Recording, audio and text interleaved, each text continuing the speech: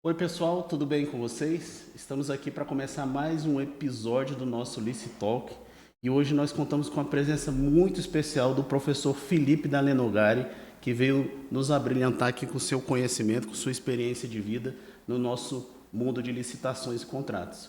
Contamos também aqui com a presença da Karina Martins, que é membro da nossa comissão de licitações e contratos, que vai nos auxiliar nessa conversa, nesse bate-papo com o professor Felipe. Antes de tudo, eu vou apresentar aqui um pouco do mini currículo do professor Felipe, que é gigantesco, e a gente vai reduzir aqui para caber nesse nosso espaço aqui do Licitalk. Então, o professor Felipe da Lenogari Alves é pós-doutor em Direito pela Universidade de Bolonha, doutor e mestre pela Universidade de Santa Cruz do Sul, professor de Direito Administrativo, autor e palestrante.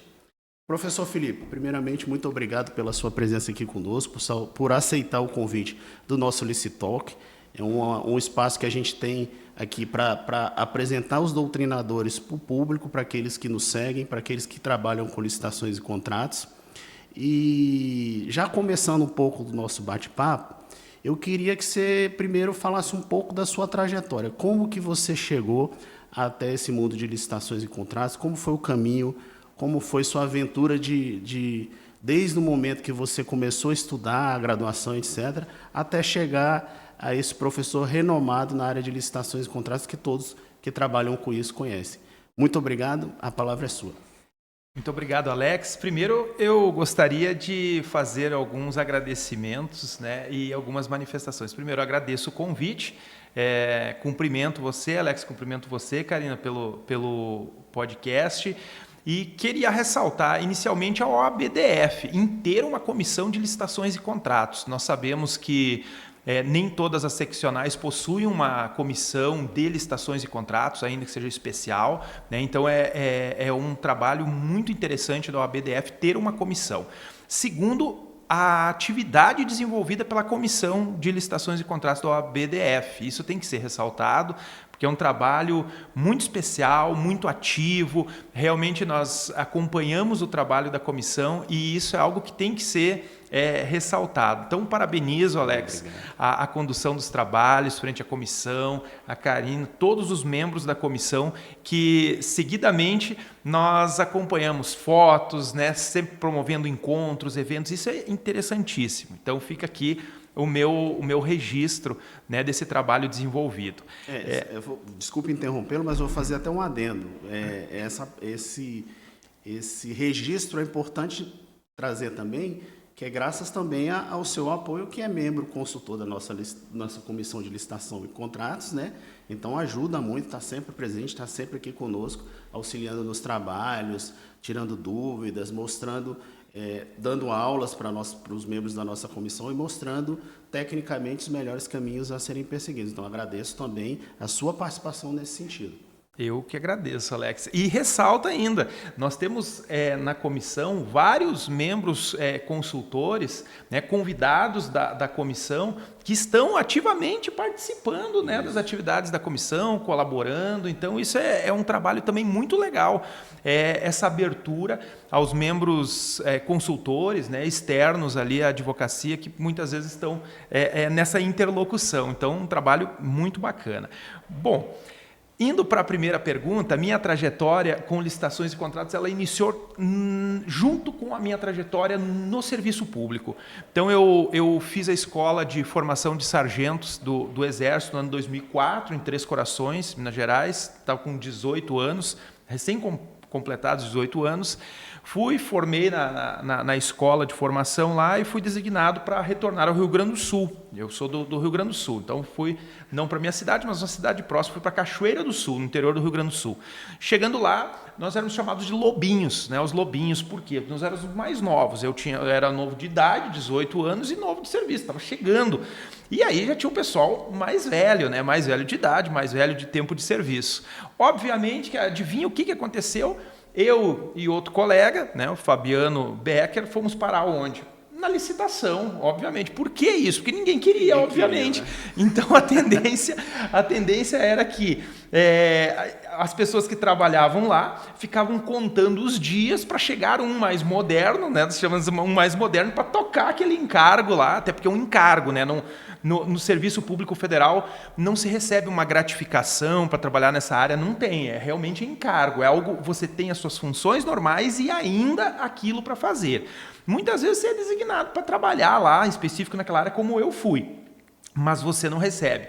Então, ninguém quer, né? Você coloca, como dizer ali, o seu CPF de graça, né, para ser torrado muitas vezes. Então é uma coisa que o pessoal foge. Aí fui trabalhar com isso no ano de 2005. Eu gosto muito de dizer que foi uma experiência muito fantástica. 2005 veio a obrigatoriedade do pregão, com o decreto 5450. Esse decreto 5450 ele passou a tornar o pregão obrigatório para os bens e serviços comuns. A lei do pregão era de 2002. Tínhamos a medida provisória 2000, 2002, mas ainda se utilizava muito a carta convite, muito. O primeiro pregão, veja comigo, ele era obrigatório de 2005 para frente, via decreto. O primeiro pregão que eu fui conduzir pregão foi em 2008, 3 anos depois de que ele era obrigatório. Então, para ver que nessa área de licitações e contratos as coisas andam devagar, mesmo tendo uma obrigatoriedade, não era feito ainda. Então, trabalhei muito com convite, 2005. Fiz o meu primeiro credenciamento, igualzinho como está hoje no artigo 79 da Lei 14.133, em 2005. Veja, quase 20 anos depois, tudo aquilo que era feito no credenciamento lá, sem lei alguma, veio para dentro da lei. E essa foi uma experiência que eu gosto muito de contar do credenciamento. Porque o credenciamento que surgiu lá atrás, na prática, os primeiros credenciamentos, eles nasceram dentro do Exército. O primeiro credenciamento que tem registro no TCU ele é de 99, que era para credenciamento de escritórios de advocacia. Olha que interessante. Era um credenciamento em que se abria um chamamento público para os escritórios de advocacia que desejassem se credenciar para oferecer os seus serviços para o público interno, mediante escolha por parte do beneficiário e desconto em folha. Então, Alex, veja comigo, né? Olha, todos os escritórios que queiram, tinha uma demanda muito grande na época, nesse período, de um escritório em si, tinha um nome bem... Eu não vou falar nome aqui, mas tinha um nome bem famoso na época, então muitos optavam por aquele escritório em si, e isso pagava mensalmente. Então, olha que legal, para o escritório, né, para a advocacia e também para o usuário, porque eu tinha aquele serviço de assistência mensal ali, se eu quisesse, obviamente, ninguém era obrigado, pagava mensalmente. Na época, eu acho que era tipo assim, R$100 por mês. E as demandas que eu tivesse necessidade, eu procurava aquele escritório e eu não pagava nada além daquilo que eu já pagava mensalmente. Essa primeira modelagem de credenciamento é de 99, então foi o primeiro que surgiu lá na época. E esse de 2004 nós fizemos, e muitos colegas no período de 99 até 2003 responderam e foram chamados de loucos por estarem fazendo um procedimento contra a legem. Essas palavras não são minhas, são palavras nos acórdãos do TCU. Se nós formos procurar os acórdãos do TCU do início dos anos 2000 sobre credenciamento, não tinha esse nome ainda. Ele era uma hipótese anômala de inexigibilidade.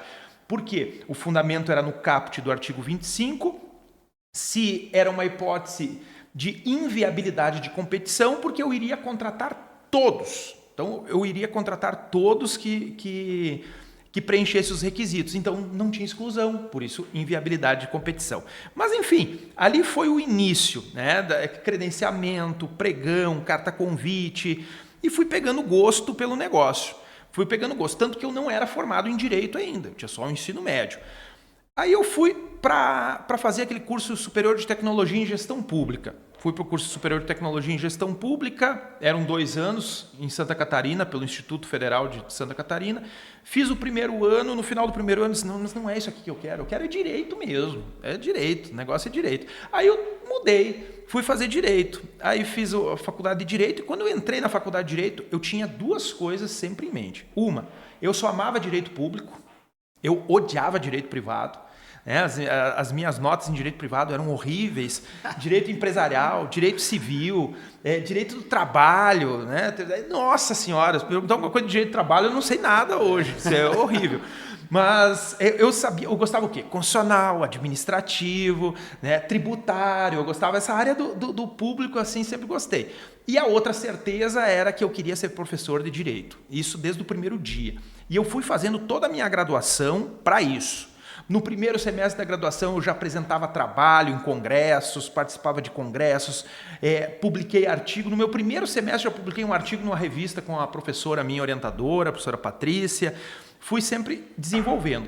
Terminei aquilo, terminei a graduação, né, e terminei já aprovado no mestrado.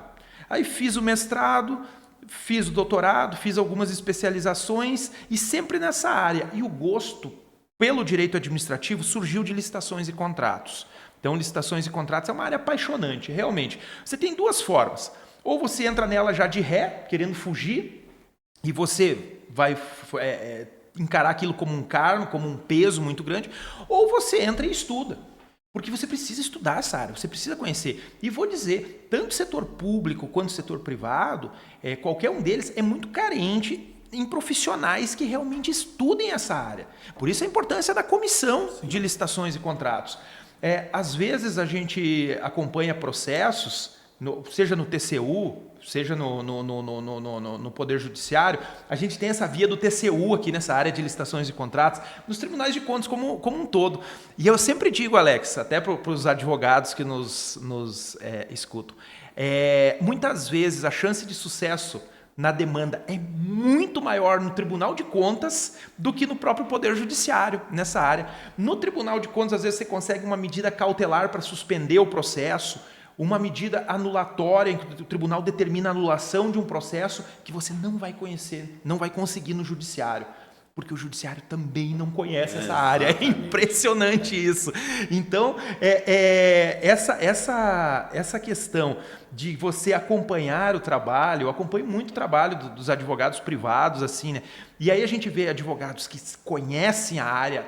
É muito legal você ver aquele trabalho assim do colega, poxa, o cara realmente conhece, explorando, e você vê colegas que chegou aquela demanda para ele não deixou passar, né? Ele pegou, mas ele não conhece muito a área, então às vezes ele está falando alguma coisa que não tem muito nexo ali. Então a importância de se especializar nessa área, de estudar, de conhecer, ela vai separar o joio do trigo, ela vai separar os profissionais que vão atuar efetivamente e aqueles que vão se aventurar, né? Vão se aventurar na área ali e não vão se especializar. Então, essa trajetória de licitações e contratos sempre esteve presente comigo, junto com o direito administrativo e essas demandas, Alex. Perfeito, bacana, muito legal que você começou bem cedo, né?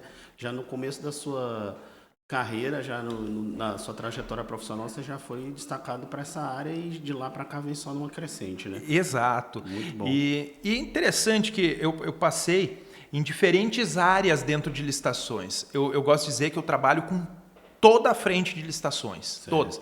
Tem colegas que trabalham com especificidades dentro. Mas e por que eu trabalho desde o nascimento? Porque eu tive a felicidade de trabalhar no setor público em todos. Veja, eu trabalhei como pregoeiro, membro de comissão de licitação, lá no operacional, lá embaixo, tocando a licitação. Posteriormente, eu fui para elaboração de lei orçamentária, vim para o Ministério da Defesa. No Ministério da Defesa eu tive a felicidade de trabalhar na assessoria de planejamento, orçamento e gestão de ações orçamentárias, onde nós elaboramos a lei orçamentária, o projeto, né? Porque é o PELOA, que vai virar isso, que vai virar a lei. E isso foi uma experiência muito boa, que eu não tinha então, né? A alocação orçamentária, saí de lá e fui para a consultoria jurídica do Ministério, onde já tem a visão do assessoramento nos processos, o andamento dos processos em si. Então, esse andar em vários segmentos dentro dessa área é muito interessante também, nos dá uma visão de cima e de baixo também. Essa visão macro é muito importante, eu também considero isso muito importante. Na minha experiência, por exemplo, eu já trabalhei dos dois lados do balcão, né, dos empresários, do particular que está tentando ganhar uma licitação, como também dos organizadores da licitação, dos entes que organizam a licitação. Quando você tem essa visão macro, é muito importante porque você consegue resolver muitos problemas porque você conhece ambos os lados do balcão, né? Isso é muito importante, muito interessante ter essa visão, né? Demais. E algo que eu julgo muito interessante também, Alex, que a docência me possibilita, assim, conhecer os dois lados do balcão, como o Alex falou. Isso. De conhecer a demanda do privado também. Porque muitas vezes se fecha no público e aí muitas vezes sobre a supremacia do interesse público, indisponibilidade do interesse público, e você não entende o mercado. Você quer que uma empresa que venceu uma licitação e ela está sediada lá em Pacaraima, em Roraima, entregue 4 pilhas para você aqui em Brasília. Ela não vai entregar. E você tem que saber disso, que ela não vai entregar. Ah, mas ela é obrigada a entregar. Mas não é assim. Existe planejamento logístico. Existe uma logística que o setor privado trabalha e que nós somos obrigados a conhecer. E muitas vezes a gente não conhece e se conhece, desconsidera. Apenas para dar um exemplo aqui para você ver, eu tenho uma briga acadêmica muito grande, Alex, que é quanto ao reajustamento no sentido estrito. Para mim, embora trabalhe no setor público, a lei deixa cristalino e claro que esse reajustamento na 14133, ele é de ofício pela administração pública. A administração pública é obrigada a prever o índice no edital, como regra, contado a partir do orçamento estimado dela, completado um ano daquele orçamento, ela é obrigada a reajustar. Vai dizer isso para o setor público para você ver. Ele vai defender de unhas e dentes que não é automático, que não é de ofício, que a empresa tem que pedir. Se ela não pedir, o poder público ainda defende preclusão. Isso é não conhecer o mercado, é não trabalhar com os dois lados, né? E esse contato com a docência, conhecendo o mercado, conhecendo a administração pública, possibilita essa visão também de compreender como funciona a iniciativa privada. Um depende do outro. A iniciativa privada depende do poder público. O poder público ele fomenta praticamente a iniciativa privada. O montante gasto em licitações e contratos é muito grande, mas o Estado não vive sem iniciativa privada. Não vive. As melhores soluções de tecnologia estão na iniciativa privada. E é de lá que nós incorporamos isso, é de lá que nós contratamos, é de lá que nós trazemos. Então, o Estado não vive sem mercado e o mercado não vive sem Estado. É uma via de mão dupla. Tanto que a gente, na própria Lei 14133, tem uma ênfase nessa escuta ativa do mercado, né? Você vê, por exemplo, a questão do diálogo competitivo. Quando o poder público não sabe, não tem condições, não tem pelo menos todas as informações para a solução que ele precisa utilizar, o que ele faz? Vai ouvir o mercado, vai dialogar com o mercado para poder ter mais informações e adotar uma solução melhor para o caso dele ali, né? Sem dúvidas. Nós até fugimos um pouquinho do roteiro né, para falar, mas é o seguinte, é que a conversa vai fluindo, você que está nos assistindo, né, a conversa vai fluindo e eu não posso deixar de complementar o que o Dr. Alex colocou aqui. Veja comigo o seguinte, a nova lei ela traz 2 ferramentas que são muito importantes para o Estado ouvir o mercado. O mercado não é inimigo, não é vilão e ele traz soluções para nós. E nós temos que ouvir as soluções do mercado, que é o diálogo competitivo como modalidade, que ainda não foi descoberto para ser utilizado pelo Estado. O Estado está fugindo do diálogo competitivo, é uma solução. O PMI, o procedimento de manifestação de interesse, em que o mercado vai me apresentar projetos, estudos, soluções onde eu não tenho. E eu vou dizer algo muito simples, que esses dias estava num parecer jurídico nosso lá. Era um serviço, veja comigo, era um serviço de contratação de buffet. Aí veio, no levantamento mercadológico do estudo técnico preliminar, um parágrafo dizendo não se vislumbram outras alternativas no mercado. É difícil encontrar outras alternativas no mercado. Aí foi a recomendação no parecer. É difícil? Vem cá, eu não vi nos autos nenhuma convocação de audiência pública para que o mercado venha te apresentar essas alternativas se você não encontrou. Por que eu toquei nesse ponto? Nós temos uma etapa de planejamento muito sólida na 14133 agora. Nós não tínhamos na 8666.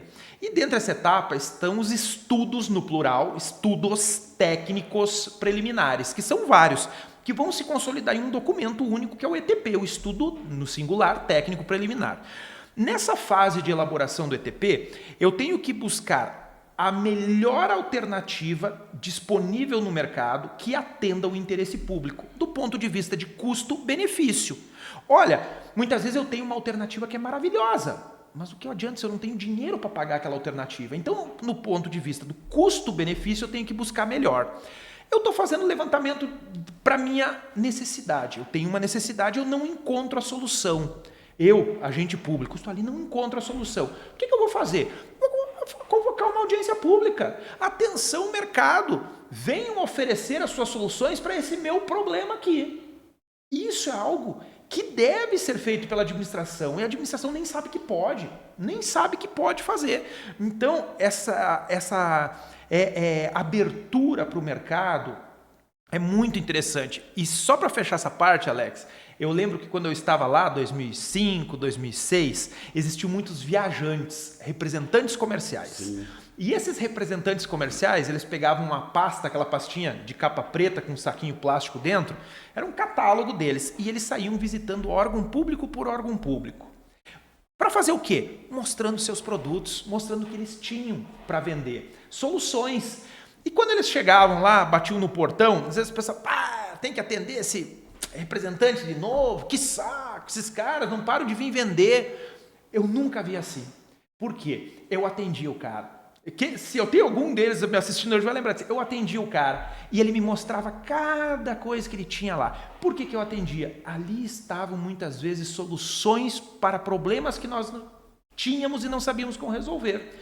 Isso é muito usado em TI, sistemas. Rapaz, às vezes tem um problemão lá no setor público, você não tem a mínima noção como resolver. O cara diz, não, mas eu tenho um software, um sistema que te dá isso tudo pronto. Aí você, caramba, olha só, você até então não sabia. O catálogo do cara te mostrou que ele tinha aquela solução. Então, estar disposto a ouvir o mercado é algo que o setor público precisa aprender e não sabe ainda. E foge do mercado. E o mercado é quem apresenta as melhores soluções para nós. Ela não nasce no setor público. Pode até nascer uma ou outra, mas é muito difícil. Uma oportunidade dessa que você vê o objeto, entende mais do objeto, do descritivo do objeto e pode contratar algo que realmente é viável para aquilo que você está buscando. Porque muitas das vezes você deixa de contratar porque não conhece do objeto. Às vezes está ali descrito como algo tão simples, mas ali quando você vai entender mais a fundo a descrição, você, poxa, esse objeto aqui atende tudo que eu preciso. Às vezes por uma simples nomenclatura, você não deixa de adquirir por essa falha, por deixar de conhecer, de buscar ali, de dar mais publicidade ao seu querer comprar, né? Karine, e muitas vezes não conhece, não sabia da existência daquela solução. Quantas coisas às vezes nós estamos fazendo lá, manual, né? A caneta ainda, com caderno, e existe lá um aplicativo, um software que resolveria os nossos problemas com tudo prontinho, com tudo, e a gente só não usa porque não conhece. Então, essa abertura para ouvir as soluções, ela é fundamental. Perfeito. A gente combinou aqui, o professor Felipe deu a sugestão, inclusive muito acertada, que a gente tratasse aqui nesse encontro, no que se refere mais à parte técnica, embora a gente vá tratar de vários assuntos, como a gente já está fazendo aqui, né, sobre a análise essencial do parecerista em licitações e contratos. E a gente vai fazer um bate-bola aqui, professor. Eu faço uma pergunta, a Karina faz outra e vamos conversando, pincelando com outros assuntos que sejam pertinentes. Então, eu vou começar aqui fazendo a primeira pergunta. Nesse mundo da análise do parecerista de licitações e contratos, quais as espécies de pareceres que você identifica que são emitidos nesse processo de licitação? Assim, os mais comuns, os mais rotineiros e talvez aqueles que sejam mais sensíveis, assim. Perfeito, Alex. Primeiro, pessoal, para você que está nos assistindo, e eu falo isso porque muitas vezes os próprios advogados, eles não sabem dessa realidade, eu vou fazer só uma contextualização. Grande parte dos nossos municípios brasileiros, eles não possuem uma estrutura de assessoramento jurídico próprio, de consultoria jurídica própria, não possuem um corpo.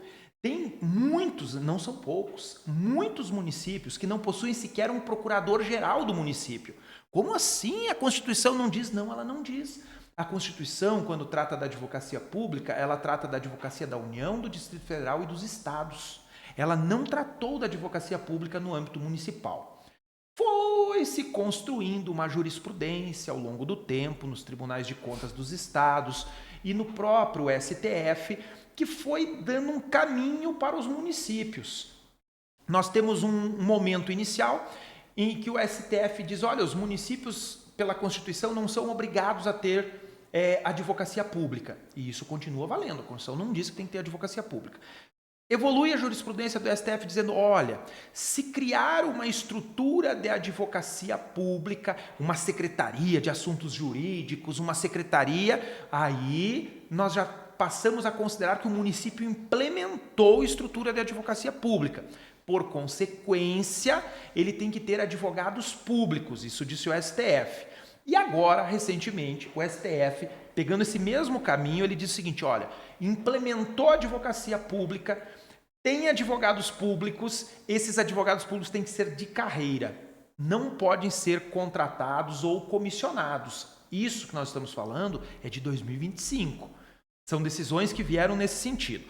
Mas o que acontece? Grande parte desses municípios não deram o pontapé inicial, esse que o Supremo falou lá atrás, ele não implementou nada. Então, quem faz esse trabalho jurídico nesses municípios? A advocacia privada, através de contrato administrativo. Esse contrato administrativo, ele pode ser por inexigibilidade de licitação ou ele pode ser por processo licitatório. Isso é uma posição minha, pessoal, eu sou adepto à inexigibilidade de licitação. Eu defendo a viabilidade da contratação por inexigibilidade. Mas não é isso que vocês vão encontrar em muitos tribunais de contas dos estados. Eles dizem que para o serviço rotineiro deve ser feito pregão, embora a lei diga que não se faz pregão para serviços técnicos especializados, isso é um serviço técnico especializado, mas eles não têm que fazer pregão. E aí, obviamente, vai ganhar o escritório ou o profissional que ofereceu o menor preço, porque pregão é menor preço. E aí eu faço a comparação para você. Uma comparação, vou pegar analógica. Se eu for fazer um show de sertanejo, eu posso contratar o Gustavo Lima e eu posso contratar o Caneta Azul. É isso. O Gustavo Lima vai ter o preço dele e o Caneta Azul vai ter o preço dele. Obviamente que o preço do Caneta Azul ele é mais baixo do que o do Gustavo Lima, bem mais baixo. Mas não é o Caneta Azul que eu quero no meu show, é o Gustavo Lima. Eu trago exatamente isso para o serviço de advocacia. A partir do momento que eu faço um pregão do tipo menor preço, eu vou ter um profissional que cobra X, e a gente sabe que o mercado da advocacia é assim, ele vai ter um profissional, e eu vou ter um profissional que vai ganhar lá embaixo, lá apertando enter, enter, enter, para ganhar com o menor preço. E o serviço não vai ser igual. Não vai ser igual. Essa é uma realidade muito dura para a contratação do serviço de advocacia quando os tribunais obrigam a fazer licitação. Professor, mas a inexigibilidade ela permite eu contratar o amigo do rei. O amigo do rei. Não é assim. Você tem que procurar o seu lugar ao sol. Isso é para todo mundo, para todas as profissões. Por isso você tem que estar estudando, por isso você tem que estar se destacando, construindo a sua notória especialização. A notória especialização não se constrói da noite para o dia.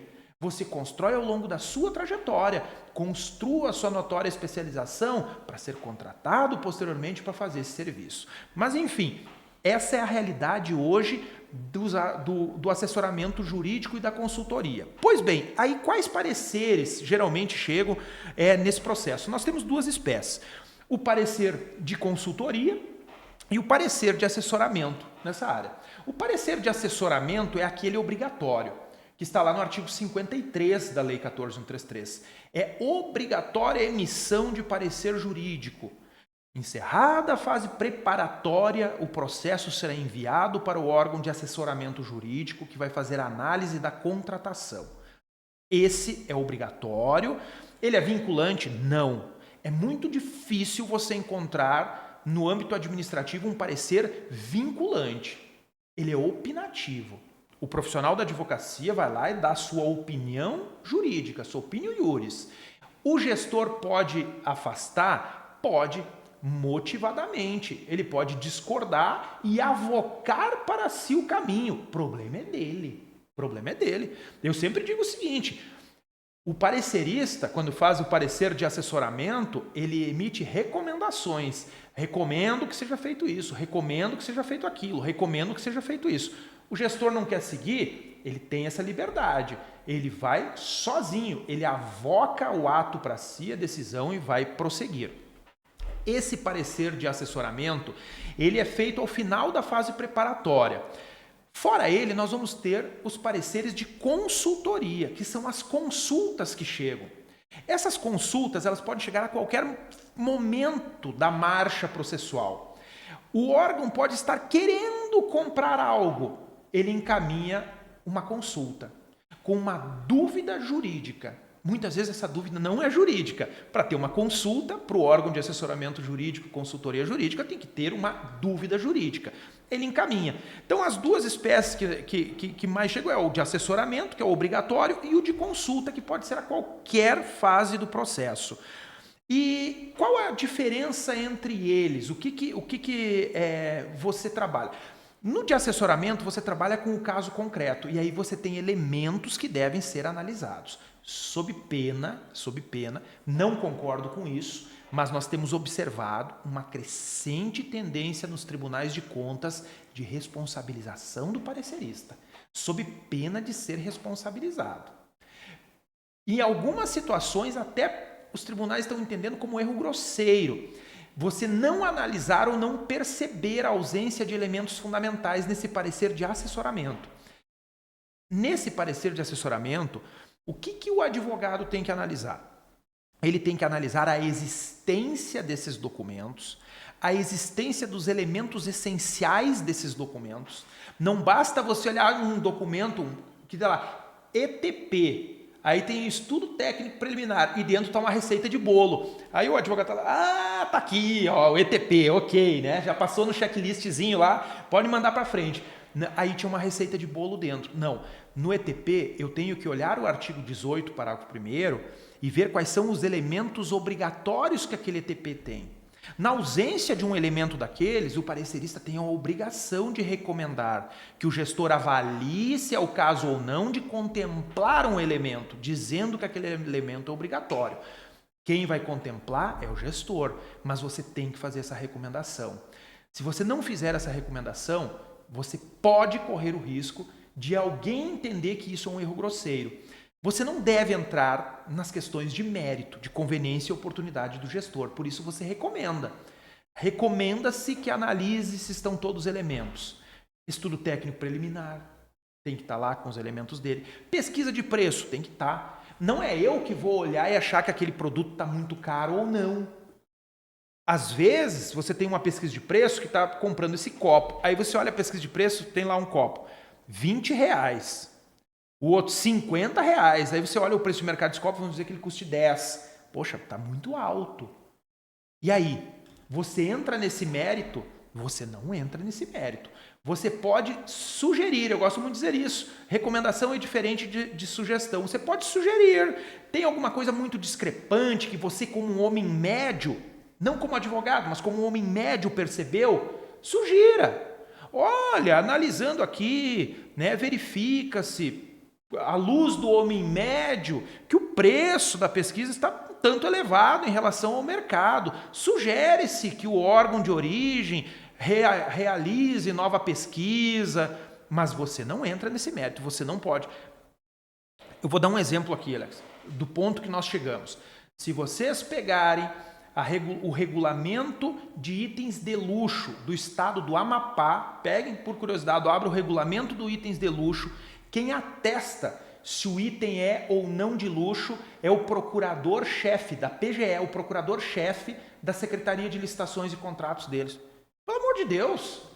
Quem atesta se o item é de luxo ou não é o gestor, não um procurador do Estado. O procurador do Estado vai analisar se o item é de luxo ou não? Óbvio que não. Não cabe ao assessor jurídico, ao consultor jurídico, atestar se o item é de luxo ou não. O regulamento de lá prevê isso. Isso é matéria do gestor. É o gestor que tem que certificar no processo que o item é ou não de luxo. E ainda, se chegar para o parecerista vai dizer: recomenda-se que o gestor ateste nos autos que o item que está sendo comprado não é de luxo. Mas quem atesta é ele, não eu. Eu recomendo que ele ateste. Então, pessoal, nessa seara do parecer, o que nós temos que ter o maior cuidado realmente é o de assessoramento, com a existência desses elementos. Eu vou só mencionar rapidinho. Tem que ter um ETP, você não pode deixar passar um ETP em uma licitação. Numa contratação direta, você pode até justificar, mas peça que ele justifique lá. O gestor justifique por que não elaborou o ETP. Ele vai lá e vai dizer que ele entende que na contratação direta é facultativo, mas você recomendou. Não pode faltar o ETP, não pode faltar um termo de referência, não pode faltar uma análise de riscos, um mapa de riscos, não pode faltar um termo de referência, já falei, não pode faltar a minuta do edital. Sigam, estabeleçam padrões, isso é muito importante que estejam ali. Né? E se você verificou que faltou, recomende que coloque nos autos ou justifique por que não colocou. Isso tira a sua responsabilidade. E de consulta, nas consultas que chegam, né, eu sempre recomendo que se estabeleça um padrão de consulta. Muitas vezes chega pergunta para você que você não tem a mínima ideia o que a pessoa está te perguntando, porque ela não sabe. Ela rodeia e pergunta algo que nem você entende. Então estabeleça um padrão para trabalhar, estabeleça um formulário de consulta com perguntas objetivas e que sejam jurídicas. Né? Estabeleça, isso é muito, muito importante, Alex, para que ande o assessoramento e a consultoria jurídica. A gente vê muito, alguns pontos muito importantes que foram ditos. A questão da notória especialização, da construção dessa notória especialização.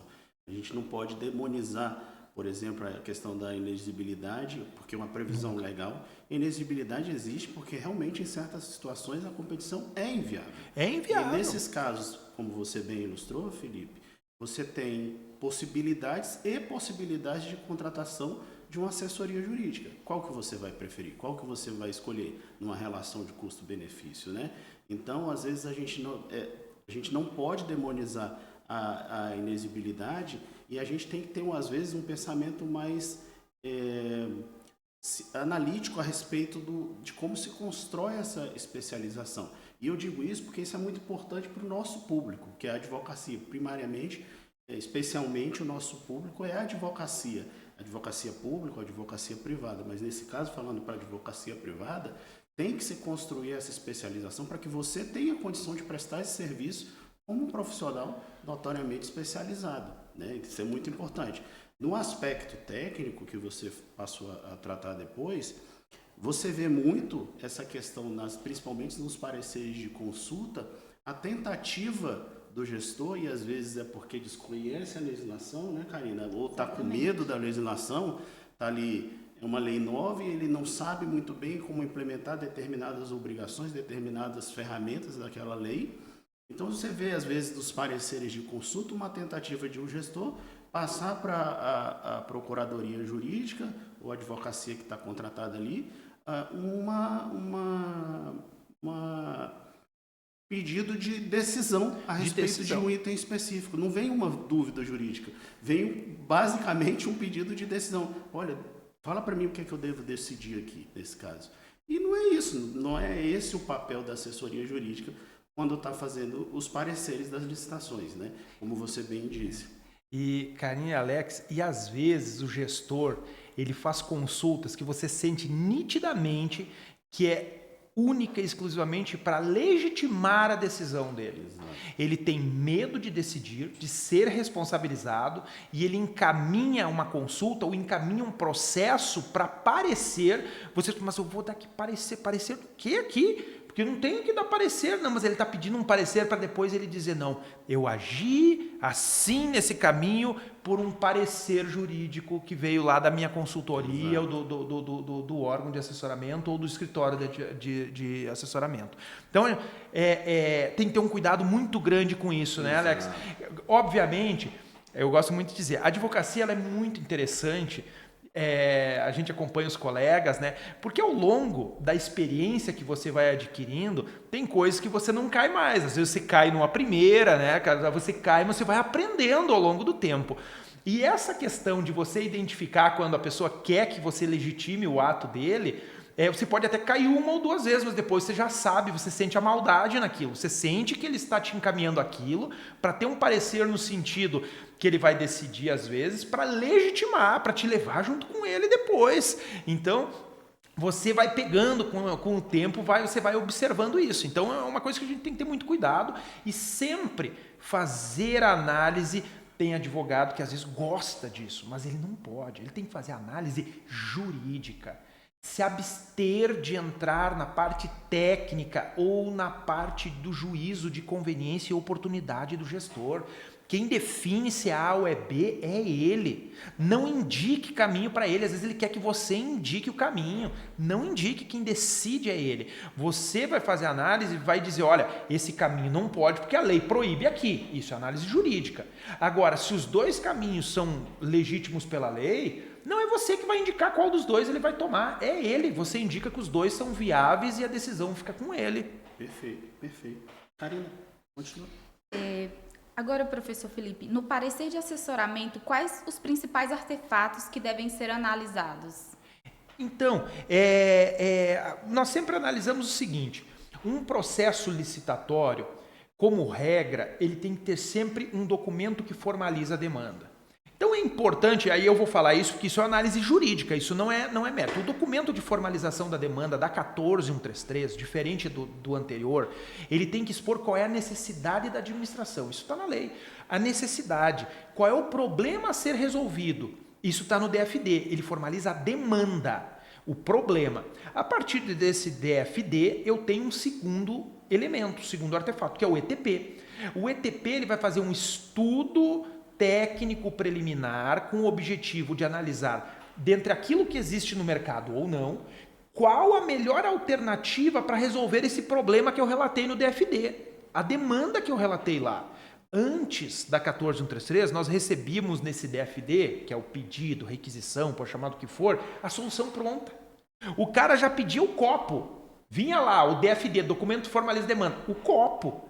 Não é assim que a 14133 diz hoje. Ela diz que tem que vir a necessidade de beber água. E o ETP vai fazer a análise dentro daquilo que existe, qual é a melhor alternativa para eu beber água. E aí o ETP vai dizer que é o copo.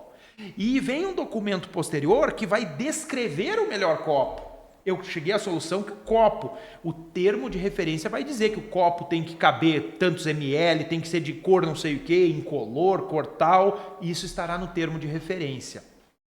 Além disso, esse termo de referência ele tem que conter o que nós chamamos de valor de referência, que é o preço de mercado desse copo.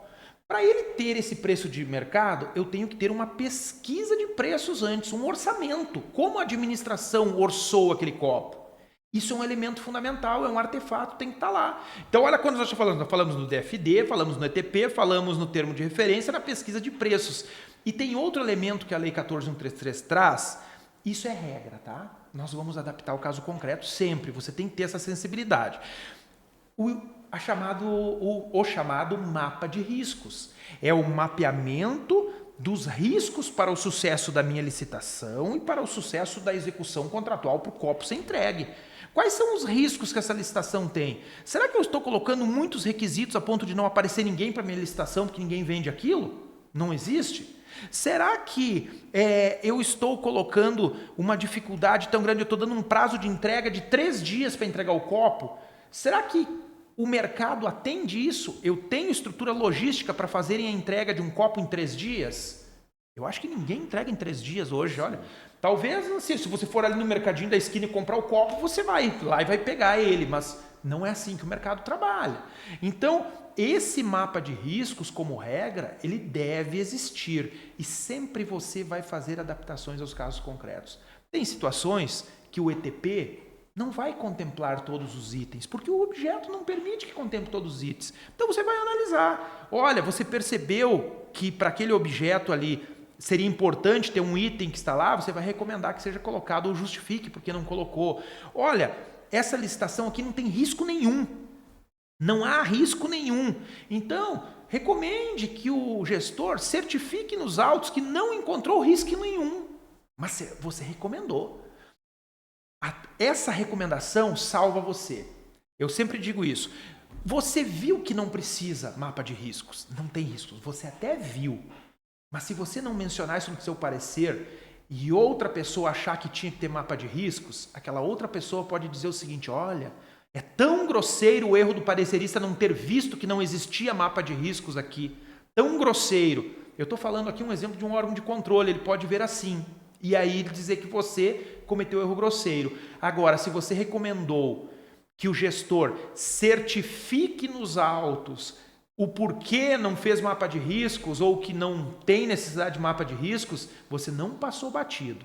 Você percebeu e recomendou ele que ele certificasse porque não fez o mapa de riscos. E o que ele vai fazer? Em 2 linhas ele vai escrever assim, ó, não fiz mapa de riscos porque entendi que neste caso não é necessário. Ponto. Ele justificou da parte técnica dele e você recomendou que ele colocasse. Então tem que ter no mínimo esses elementos.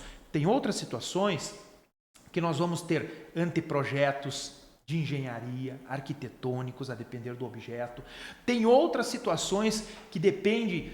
Eu vou pegar um caso meu aqui, muitos processos nossos, nós dependemos de autorização legislativa prévia para publicar o edital. Dependendo do objeto a ser licitado, eu preciso de autorização do Congresso Nacional. Chega para aparecer na véspera do edital. Eu tenho que saber que aquele objeto comporta ou ele é necessário que tenha essa autorização legislativa prévia. Se não tem autorização legislativa, eu tenho que recomendar o retorno dos autos, para que o gestor encaminhe para o Congresso Nacional pedindo autorização legislativa, para que depois venha para aparecer, porque aquele objeto não pode ser comprado sem autorização do Congresso.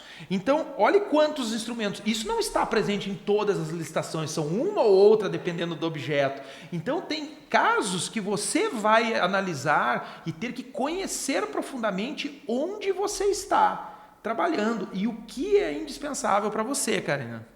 Exatamente. Quando a gente entra nessa parte de artefatos, que a gente fala sobre os prazos, eu acho que uma das partes que mais ocorre briga entre fornecedor e administração é quando você tem um serviço, né, que é contratado juntamente com manutenção, falo mais pela área de engenharia, quando você tem que entregar o produto mais aquela manutenção e o prazo é 3 dias. Você vê que não teve estudo porque você sabe que é inviável, às vezes o produto vem de um outro estado. Aí a gente vê a deficiência, falta de capacitação tanto do fornecedor de ter aceitado aquilo, sabendo que é inviável, a entrega daquele produto a tempo. Isso porque ainda vai vir aquele planejamento ali. Quando que vai ser solicitada aquela demanda? Que você vai receber aquela OS para cumprir aquele prazo ali de 3 dias. Então, assim, muitas das vezes você vê que não teve uma parte tanto de antecipação do fornecedor que concorreu àquele edital, quanto da própria administração de saber que é inviável. Porque tem muitas coisas que só tem em estado X para compra, porque a fábrica só é naquele local, e a gente vê a certa inviabilidade da coisa. E como não houve estudo, né, o correto estudo da compra, você recebe uma notificação. Ah, não entregou o objeto a tempo. Então, você tem que responder aquela notificação com vários justificativos do porquê, comprovadamente, de que não vai conseguir fazer aquela entrega. Mas eu entendo, Karina, entendo que é tanto uma falha do fornecedor de ter aceitado aquilo, porque você que já trabalha naquele meio, que conhece os tipos de produto que é necessário para a sua manutenção, para o fornecimento dos serviços que você presta, você sabe que determinadas coisas só encontram em alguns estados. Então, assim, você tem que se precaver de determinadas artimanhas ou até mesmo falhas, né, do pessoal do órgão, porque a gente sabe que acontece. Karina, para quem está nos assistindo, eu vou falar qual é a principal falha aqui, eu vou defender a advocacia. Para quem está nos assistindo, eu não sou advogado, porque eu exerço função incompatível. Mas eu sou apaixonado pela advocacia e os meus melhores amigos são todos advogados. E eu tenho o maior número de amigos advogados. Tenho muitos alunos queridos, todos. E eu tenho que dizer o seguinte, o Estado, ele massacra o mercado nessa área. Eu vou dizer por que ele massacra. Você vê o despreparo das empresas e as empresas não abrem a mão para contratar um advogado para fazer o assessoramento delas. É impressionante o amadorismo da grande parte das empresas que trabalham com licitação e elas acham caro pagar um profissional da advocacia para fazer o assessoramento delas. Eu fico pé da vida com isso. Aí vem o Estado e se lava em cima da empresa contratada e ela não tem um corpo jurídico. Não vou nem falar um corpo jurídico, ela não tem um advogado que preste o assessoramento para ela porque ela não quer pagar esse advogado. Exato. Vocês que são advogados, que são os nossos amigos que estão nos assistindo, vocês precisam mostrar isso para essas empresas. Precisam mostrar o quanto vale a pena para elas trabalhar preventivamente, contratando vocês para fazer o assessoramento delas, para fazer o assessoramento jurídico, do que ela buscar remediar depois quando não há mais tempo. Nessa situação eu vou dar um exemplo claro aqui. O prazo que a Karina mencionou, de um prazo de entrega de 3 dias. Qual é o momento adequado da empresa que vai participar questionar isso? É no momento em que está aberto o edital e ela tem um prazo para impugnar aquele edital. Você fala em impugnação para ela pergunta se você está falando grego, russo, né, alemão, porque ela nem sabe. Exatamente. Se ela tem um profissional contratado para isso, esse profissional sabe fazer a impugnação para ela daquele edital. E é esse profissional da advocacia que vai assessorar ela. Então, eu sempre digo o seguinte: vocês que são advogados privados, vocês precisam ir até esse público carente, vocês precisam alcançar esse público carente, obviamente que dentro de todas as normas éticas de captação da clientela, tudo, mas vocês precisam mostrar a importância do trabalho da advocacia para essas empresas. Elas não sabem disso e às vezes as que sabem, elas não querem pagar, então você tem que demonstrar para ela o custo-benefício de ela ter um serviço desse contratado, ter uma assessoria contratada. Aí ela não impugna o edital, ela entra para participar. Às vezes ela nem olhou o prazo, olha o tamanho do amadorismo, ela nem sabe o prazo que é para entregar, ela vence a licitação, ela vai olhar o prazo, é de 3 dias, não, mas esse prazo eu não consigo cumprir. Aí o Estado vira para o cara pálida. Como que você não consegue? Você declarou que preenche todos os requisitos, que você atende, você participou da licitação, ganhou, você vai cumprir. E se você não cumprir, eu vou dar um jeito de te dar um impedimento de licitar e contratar, você vai ficar 3 anos sem fornecer para Estado nenhum para você aprender a não ser mais amadora. E o Estado vai fazer isso. Né? Aqueles que querem ter trabalho, que têm trabalho, eles vão fazer isso. Então, há um campo muito rico para a advocacia aqui. Eu gosto muito de dizer, Alex, que eu acho que o advogado que trabalha nessa área, aquela frase antiga do advogado que gasta a sola do sapato, né? Que a sola do sapato do advogado tem que estar sempre gasta. Hoje, com o processo eletrônico, esse negócio diminuiu um pouco, né? Diminuiu um pouco. Mas é o seguinte, o advogado tem que gastar a sola do sapato dele com os meios digitais, eletrônicos, fazendo chegar esse serviço que ele oferece para essas empresas. Vem cá, quantos de vocês já foram oferecer o serviço que vocês prestam? Vocês não são aventureiros, são profissionais da área. Né? O aventureiro não vai. O cara que trabalha nessa área, para quantas empresas já foram oferecer o serviço advocatício de vocês? Qual é o portfólio, catálogo de vocês? Se é possível, aí eu não conheço se é possível isso, né, à luz do código de ética, de você ter um portfólio, um catálogo ali. Qual é o catálogo, portfólio que você já chegou na empresa com ele, mostrando a importância do teu trabalho? Eu nunca fiz isso. Ninguém vai saber da importância do trabalho da advocacia para isso, muito menos que você existe, se você não fizer isso aí. Então, isso também é um ponto bem sensível que o professor Felipe falou em relação a realmente quem é advogado, sobre essa possibilidade de realmente ter essa visibilidade de oferta de serviço de licitação, que a gente sabe que tem digamos assim, os pontos que o Código de Ética não permite determinadas visibilidade, vamos dizer assim, sobre a nossa atuação profissional. E aí é um ponto que eu, assim como o professor Felipe, também não sou advogada, então seria algo que poderia ser mais discutido, até para os colegas poderem entender, né, um pouco mais de como possibilitar essa oferta. Eu vou, como diz o professor, na sola do sapato aí, bater de porta em porta, como ofertar o meu serviço. Eu acho que seria um ponto até importante da gente discutir, passar para os colegas, né?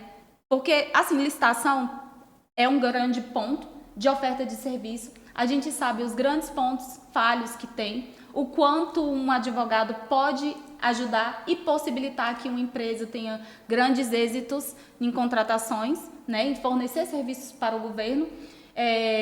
Quando a gente entra nessa seara que a gente fala sobre ter uma equipe, que a empresa precisa de um assessoramento melhor, tanto de um advogado, eu vou partir também, professor, que a empresa precisa se ater, que ela realmente precisa de uma equipe completa para poder licitar com segurança e oferecer um serviço de qualidade. Porque não adianta a empresa contratar um analista e jogar todo o serviço de uma contratação, ou que seja para planilhar, que seja para gerenciar um contrato, porque eu falo porque eu já trilhei todos os caminhos da licitação, do auxiliar ao analista, coordenador, já passei por todas essas vertentes. E muitas das vezes você chega em uma empresa e aí você está ali como analista, não, beleza, você está como analista e aí você vai ser o planilheiro, você vai gerenciar o contrato, você vai preparar toda a documentação da licitação e a gente sabe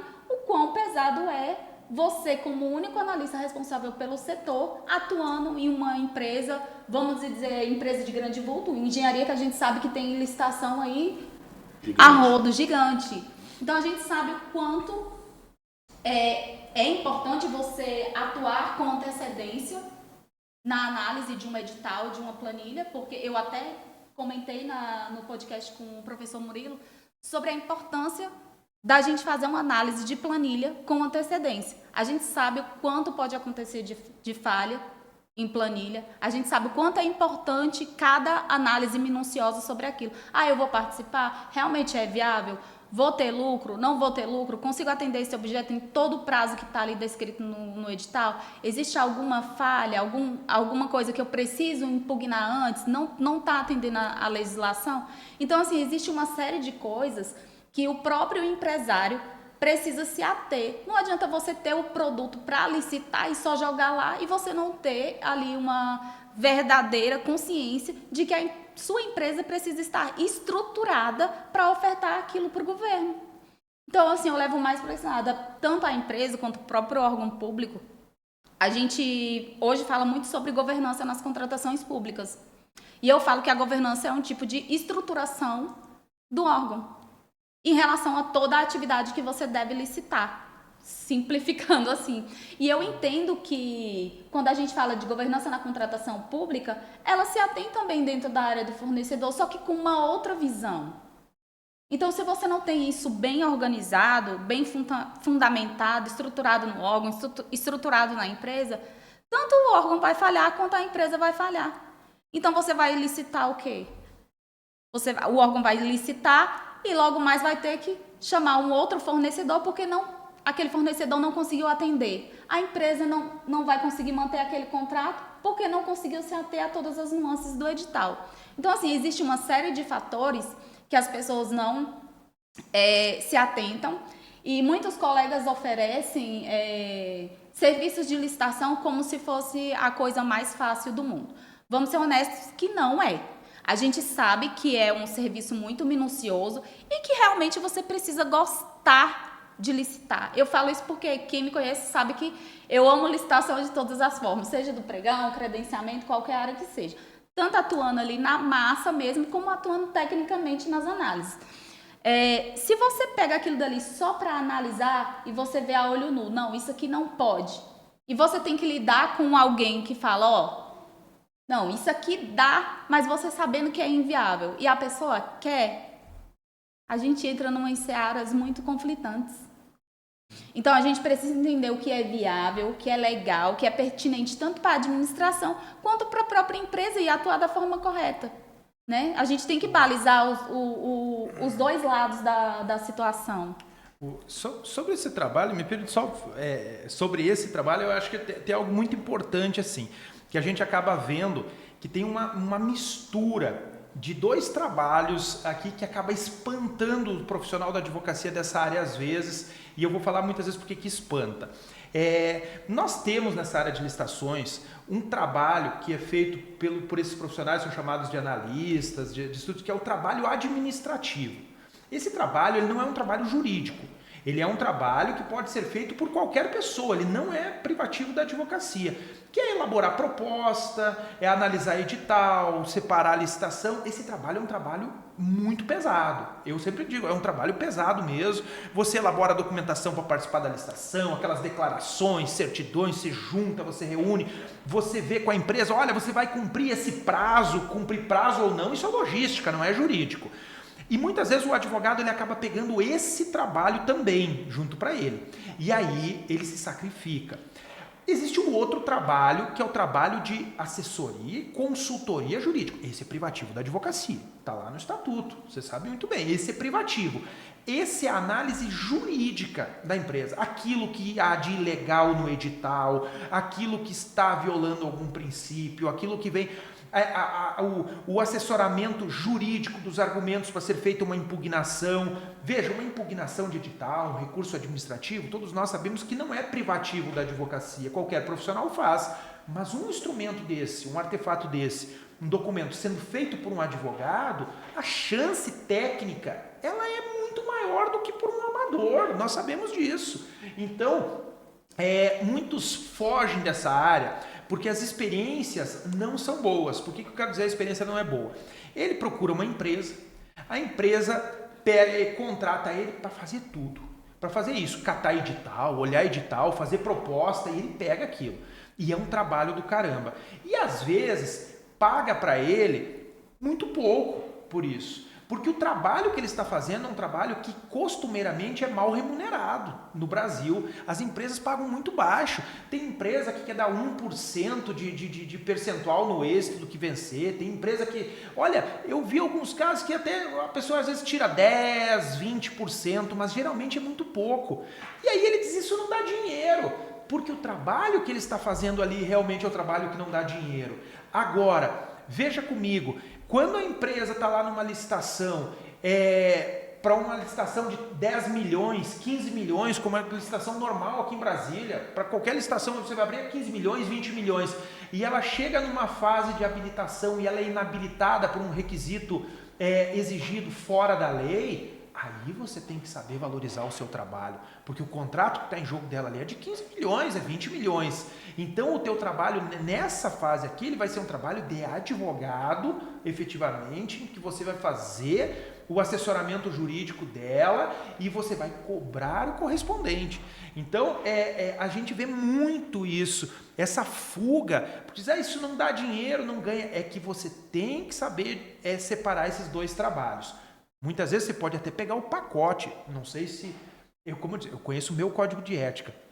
O da advocacia eu estudei para a prova, quando eu fiz o exame de ordem. Né? Aí eu estudei lá o estatuto, o código de ética, os provimentos, e eu sei que a OAB ela é bem restritiva quanto a vários aspectos. Eu não sei se à luz da OAB você pode fazer esse pacotão, se você conseguiria, né, fazer um pacote com ela de pegar o assessoramento jurídico e esse trabalho de assessoramento técnico, administrativo.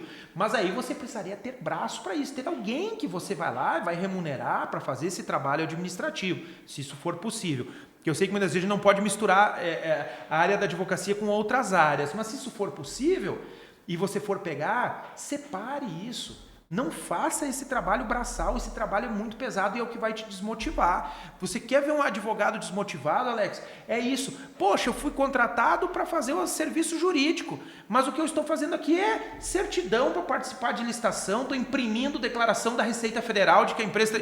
Não é esse o trabalho do advogado no processo e que muitas vezes você se submete. E aí isso te desmotiva, não paga bem, você vai... Então, eu acho que é muito importante o advogado separar esses dois trabalhos. Exatamente. Se você separa no começo, professor, ajuda muito.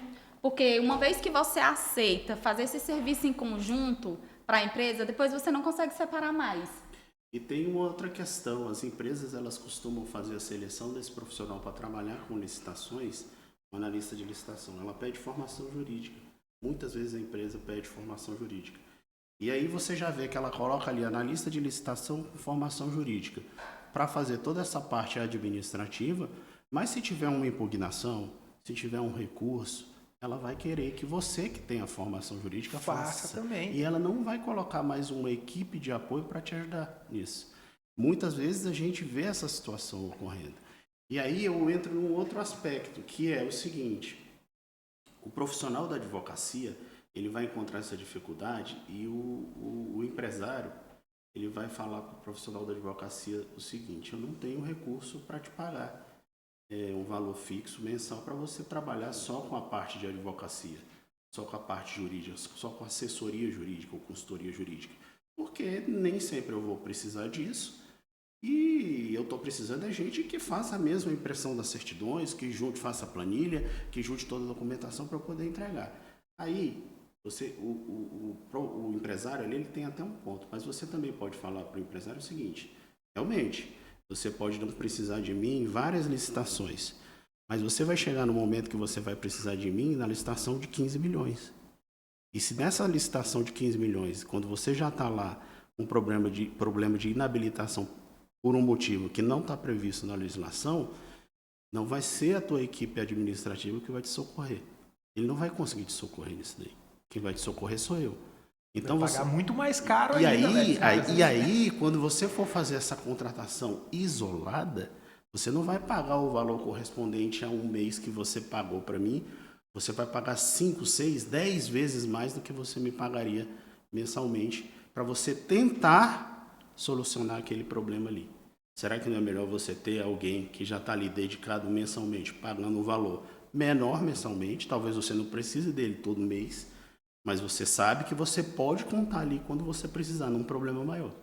Então, esse aspecto que eu acho que a gente tem que tentar apresentar para o empresariado. E tem outra questão também que foi dita a respeito do particular, dos empresários, de quem tenta vencer a licitação, que a gente vê uma dificuldade muito grande, porque já existia essa dificuldade com a legislação anterior. A 8666 já tinha uma dificuldade. Olha que a 8666 teve 30 anos aí, Exato. Né? Então, e era difícil. E era difícil, mas deu tempo das pessoas, vamos dizer, se acostumarem com a legislação e tentarem executar tudo dentro do que existia ali na legislação. Agora não. Agora a gente tem uma lei nova, que é muito diferente em muitos aspectos. Ela conservou algumas coisas, mas mudou muitas outras coisas. Então a gente tem um campo fértil, extremamente fértil, para a advocacia trabalhar nesse campo, para a advocacia evoluir nesse nicho, né? Então a gente vem sempre tentando apresentar isso na nossa comissão, nos programas, nos eventos que a gente faz, como um nicho promissor para a advocacia, principalmente a jovem advocacia, que tem muito medo, porque a jovem advocacia em linhas gerais, eu acho que você já deve ter escutado muito isso, a Karina também. A advocacia costuma falar: você trabalha com licitação, é maluco. Não vou trabalhar com isso nunca, é muito difícil, é muito enrolado, dá muita dor de cabeça. Justamente por essas questões que a gente vai vendo. Tem que trabalhar com administrativo, não tem a devida importância dada por um empresariado que às vezes pensa: não preciso de assessor jurídico. Não, isso é coisa para empresa grande. Não, não é. Se você começar desde pequeno com assessoria jurídica, com consultoria jurídica, você tem condições de crescer, alavancar o seu negócio com aquela consultoria jurídica e, ao mesmo tempo, começar a participar de outras licitações e outros patamares, e sua assessoria jurídica vai caminhando com você, ou com outra que você decida contratar quando você tiver melhor, tiver mais condições. Exatamente. Né? Então, eu acho que a gente tem que levar esses argumentos, né, para o empresariado. E aí a gente faz questão de abrir as portas da nossa comissão também para quem não são advogados. Isso é importante que seja dito, porque a nossa comissão tem diversas pessoas que não são advogados, que trabalham realmente do outro lado do balcão, que são, junto com os empresários, analistas, técnicos, que são admitidos na comissão na condição de membros ouvintes, podem participar de todas as reuniões, têm quase todas as mesmas prerrogativas que o membro advogado tem, né? Só com exceção de votações em matérias específicas lá. Mas é uma abertura que a gente proporciona para que o mercado tenha condição de entender melhor também e aprender e ter um pouco mais dessa visão estratégica da importância da advocacia para o seu negócio, né? Alex, e aqui, complementando isso, e obviamente que tem aquela frase: a gente não pode ensinar o padre a rezar a missa, né? Como eu falei, eu não sou advogado, mas a gente observa os colegas, os amigos ali. Eu vejo uma dificuldade muito grande, isso deve ser comum na advocacia, da precificação, porque nós trabalhamos muito em precificação e licitação, né? Como precificar. E o advogado, ele tem que aprender a precificar o trabalho dele. Eu sei que muitas vezes para aquele jovem advogado que está iniciando, né, que começou agora, ele tem essa dificuldade. Às vezes, você não quer perder aquele contrato, você quer pegar aquela empresa, ainda que tenha todo esse trabalho braçal. Mas aí eu faço a pergunta para você, isso é uma pergunta e você fica com ela. Será que eu não conseguiria precificar esse meu trabalho a ponto de eu pegar um colega que trabalha como analista ali para ele fazer esse trabalho e eu colocar isso no meu custo do meu contrato e eu ficar realmente com a parte jurídica, porque eu volto a dizer, eu vejo muito o pessoal se desmotivar nessa área porque ele pega isso tudo e aí o trabalho que ele vai fazer é majoritariamente administrativo e não jurídico. E aí ele diz, poxa, essa área é uma área ruim, eu tô aqui imprimindo certidão, eu tô aqui fazendo não sei o quê. Poxa, mas peraí, por que você não precificou lá atrás e contratou o trabalho do administrativo lá para você fazer e você ficou fazendo o trabalho jurídico efetivamente, o assessoramento? Então eu vejo uma dificuldade muitas vezes de você precificar e você distribuir essas tarefas. Muitas vezes eu gosto de dizer o seguinte, às vezes tem coisas que vêm no bolo e a gente acaba tendo que pegar no bolo, mas não é você que vai fazer. Você tem que saber como cobrar aquilo para você dividir essa parte mais pesada ali com outro e você ter o seu trabalho com o seu preço. Então tem que saber precificar essa área. É difícil, porque como o Alex colocou, às vezes você vai dar um preço e o empresário ele vai fugir, ele vai achar caro. Aí você tem que ter a contra-argumentação de demonstrar o quanto aquilo para ele é barato. Isso é análise de riscos, Alex, para vocês. Quando eu vou fazer a contratação pública, eu tenho que fazer análise de riscos. E aí eu vou fazer análise, obviamente, do custo-benefício com a possibilidade do fato gerador ocorrer. Olha como se faz uma análise de risco. Eu vou ver a chance do fato gerador ocorrer, aquele fato gerador, bom, a chance é grande. Vale a pena eu contratar um fator que vai mitigar o risco daquilo acontecer ou vai eliminar? Ou vale a pena eu assumir? É igual o advogado. Eu vou voltar naquele exemplo do credenciamento, porque olhe comigo aquele que eu dei no início do nosso podcast aqui.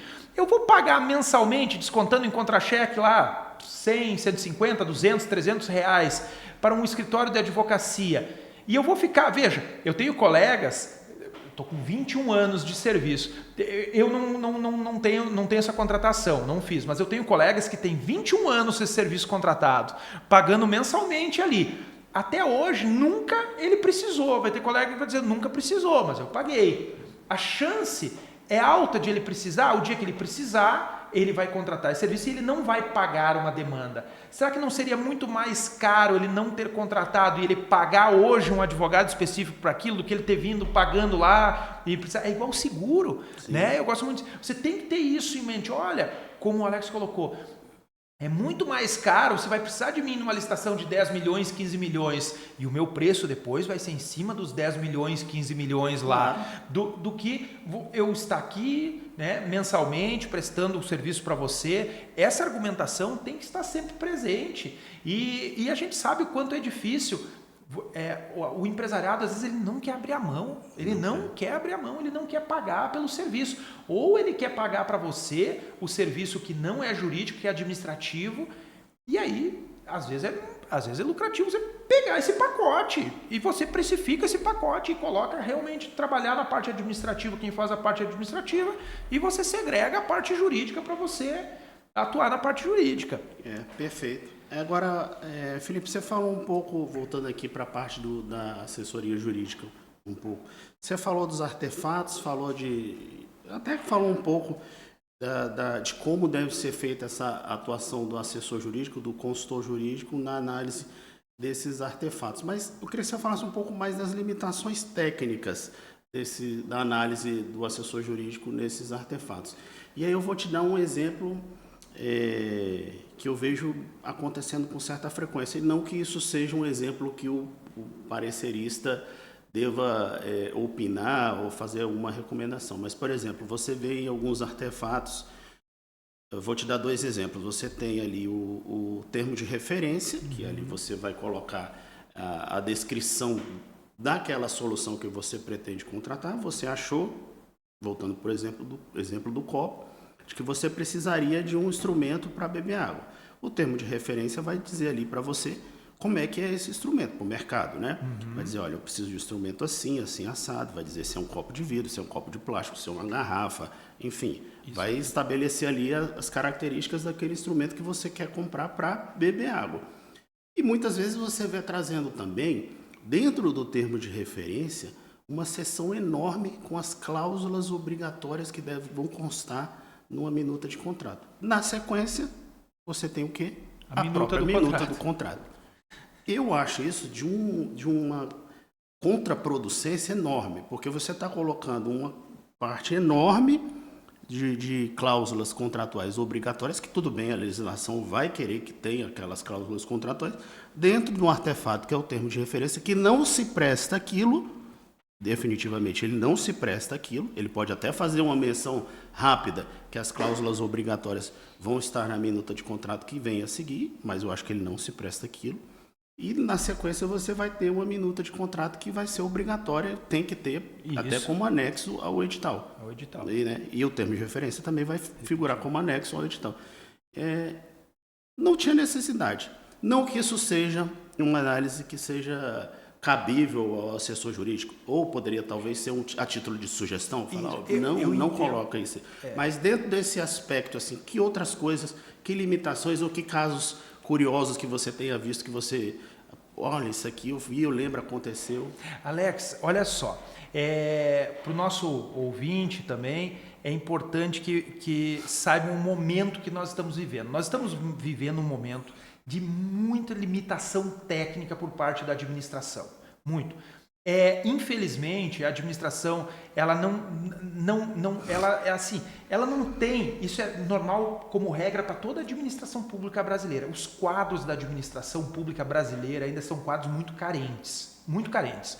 Nós temos muitas limitações técnicas, servidores sem a capacitação adequada, servidores que não têm um investimento do poder público para que ele se capacite naquilo, muitas capacitações que são verdadeiros faz de conta, a pessoa coloca lá pro forma para dizer que capacitou o agente público, para ela se eximir de uma responsabilidade depois, uma capacitação que não tem um mínimo de qualidade ou que ensine. Então, isso é uma realidade presente nesse momento novo da lei. E aí, quando chega para quem vai fazer o parecer de assessoramento jurídico, o que ele tem que conhecer? Ele tem que saber o que deve contemplar. Eu vou pegar o elemento hoje que é o maior problema em todos os processos, o ETP. O ETP, tem ETP que eu acredito que chega, que a minha filha faria melhor. E aí você precisa saber não só os elementos que devem ter o ETP, que estão lá no artigo 18, parágrafo 1º, mas o que tem que ter dentro daquele elemento, para você poder saber o conceito daquilo. Esses dias eu tem um livro meu sobre contratações, sou um dos coautores ali, eu peguei e colei inteiro, 3 páginas do livro, porque nele fala o que tem que ter de cada elemento. Você olha o seguinte: contratação correlata ou interdependente, tá lá no parágrafo 1º. Aí vem um ETP para locação de uma van, Só que essa van só sairia de dentro da garagem da locadora com a apresentação por parte da administração de uma apólice de seguros. Era um contrato no exterior, por isso que é assim. Mas olha só, era a análise de uma contratação feita pelo Brasil lá nos Estados Unidos, de locação de uma van. Vinha lá, o contrato, lá eles estabelecem isso, e nós só aderimos. Lá esses contratos, a grande parte é adesão. Aí eu olho assim, poxa, mas peraí, eu estou locando a van. Só que para a van sair de dentro da locadora, tem que apresentar uma apólice de seguros, que é eu que tenho que fazer. E aí eu olho o item, contratação interdependente ou correlata. Eu digo, se o cara só vai tirar a van de dentro da locadora apresentando a apólice, óbvio que a contratação do seguro ela é interdependente. Eu não consigo usufruir do objeto principal se eu não contratar o seguro. Peguei o telefone e liguei para o cara lá dos Estados Unidos, da representação brasileira. Vem cá, vocês... realmente funciona essa questão do seguro ou o pessoal não cobra isso? Eles cobram aí o seguro para você tirar de dentro, aí tem que apresentar o seguro? Tem. Não tem. Tá, mas e como é que vocês contratam um seguro? Porque às vezes, dependendo da região, o cara vai lá e passa um cartão de crédito, contrata assim, né? Aqui não é assim. Então, vocês contratam aí com... Não. Aqui é o seguinte, aqui a gente faz a contratação direta do seguro, como se fosse o seguro de viagem. Esse, quando a gente vai viajar pro exterior, tem aquele seguro de R$15, você marca o xizinho e contrata.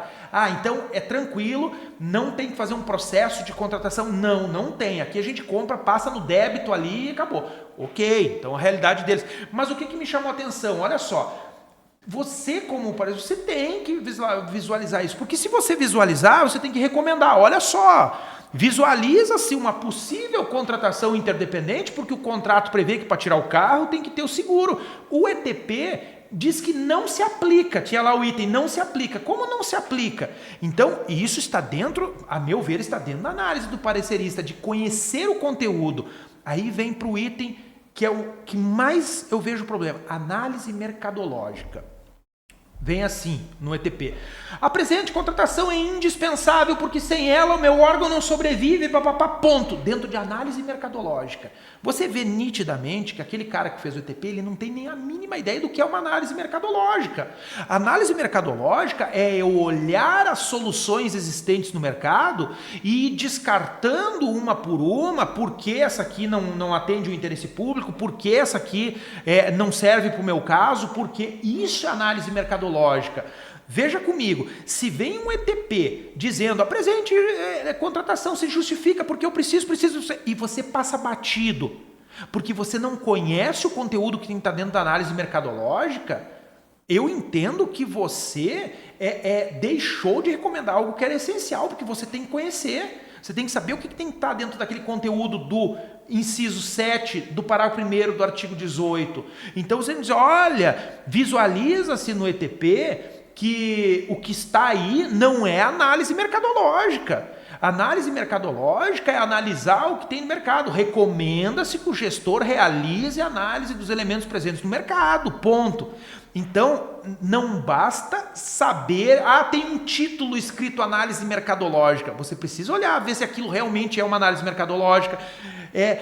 Item de sustentabilidade, não se vislumbra item de sustentabilidade, não sei lá o quê. Bom, aí ele justificou. Agora, se você visualizar que tem algum impacto ambiental, alguma coisa, olha, recomenda ao seu gestor que avalie se há ou não, ele que vai avaliar, mas você vai recomendar. Impacto ambiental. À luz do homem médio, qualquer pessoa normal enxerga que vai ter impacto ambiental. Então, eu estou te recomendando que você faça essa avaliação. Termo de referência, o exemplo que o Alex deu aqui, cláusulas contratuais não tem que estar no termo de referência. Olha só, o termo de referência é o que eu apresento para o mercado saber o que eu vou comprar. Então esse termo de referência tem que ter o que está lá no artigo 6º dos elementos do termo de referência.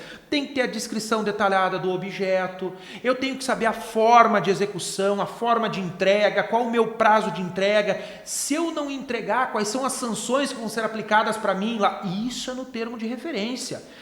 O contrato, as cláusulas contratuais vão estar no contrato, não tenho por que repetir isso. Se isso chega para aparecer, eu entendo que não é uma mera sugestão, eu entendo que é uma recomendação que ser feita, que o órgão de origem avalie os elementos que devem ser contemplados no termo de referência que estão lá no artigo 6º inciso, agora não lembro de cabeça qual, são tantos incisos, são 75 lá no artigo 6º, analise e verifique se aquelas cláusulas estão lá ou devem constar na minuta do contrato.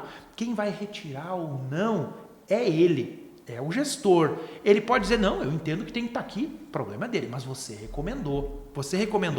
Então, essas recomendações dentro do que o parecerista, ele tem que analisar e ele tem que entender o que tem que ter ali, para ele dar essas recomendações. Isso está dentro, a meu ver, do dever dele. Perfeito. Eu acho assim que a gente passa por eu acho perfeita a sua colocação. A primeira, o início, acerca da qualificação, a gente realmente tem uma dificuldade muito grande. Eu adiciono até assim, que isso aí não é uma ideia ou um pensamento meu. Eu ouvi isso de um gestor de uma determinada autarquia que até falei isso no podcast anterior, mas me chocou tanto que veio à tona a sua colocação, eu repito. A equipe dele, por ter uma maturidade maior e já ter convivido muitos anos com o 8666, ela tinha desinteresse de aprender a nova lei, pensando, eu já vou me aposentar em breve, então eu prefiro nem lidar com isso, eu quero já me aposentar e escapar dessa legislação nova. Então você vê o nível que a coisa está, né?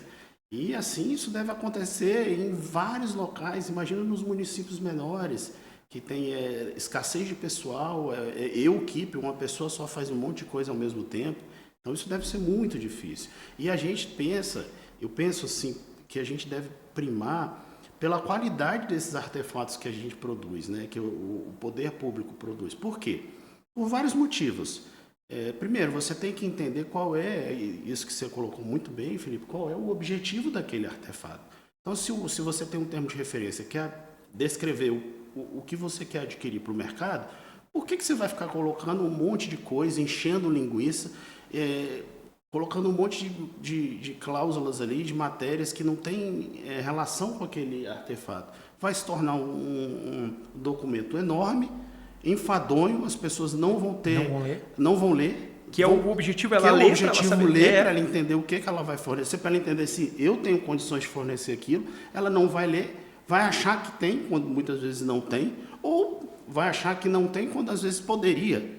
Então, frustra até a competição, se você for pensar nesse sentido. E em tempos de inteligência artificial, isso é pior ainda, porque aí a gente tem uma crise de utilização de inteligência artificial, que a gente já começa a ver as pessoas utilizando inteligência artificial, e isso é na advocacia.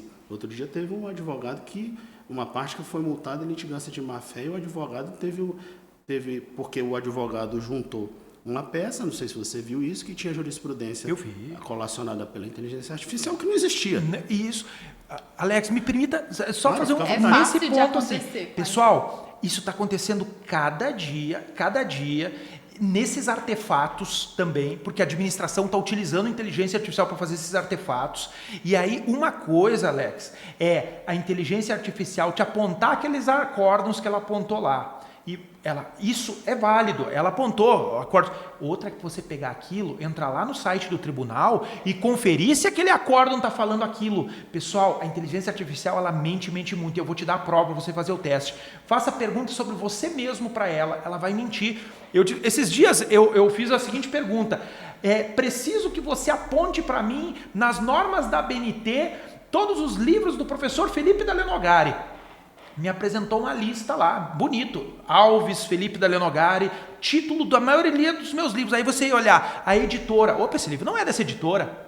Opa, cidade, essa editora não é dessa cidade, exatamente assim. Aí eu ia para ele, você está mentindo, você apresentou livros que não estão correspondendo com a editora, editoras que não correspondem, revise novamente. Ela foi lá, desculpe, realmente tem alguns livros, me apresentou alguns outros que ela corrigiu, e continuaram ainda errado. Eu fui lá, continua errado, você está me dando informações falsas, bem assim.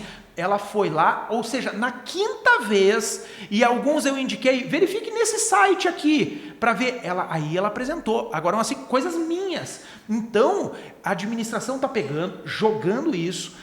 Se você não conhece a matéria, inteligência artificial não serve para nada para você, porque você tem que conferir. Ajuda, pessoal, claro que ajuda. Hoje você tem que ver, para construir um texto, para você pedir uma indicação, mas você tem que conhecer a matéria, porque se você não conhecer, você só copia aquilo como verdade, e aquilo não é verdade.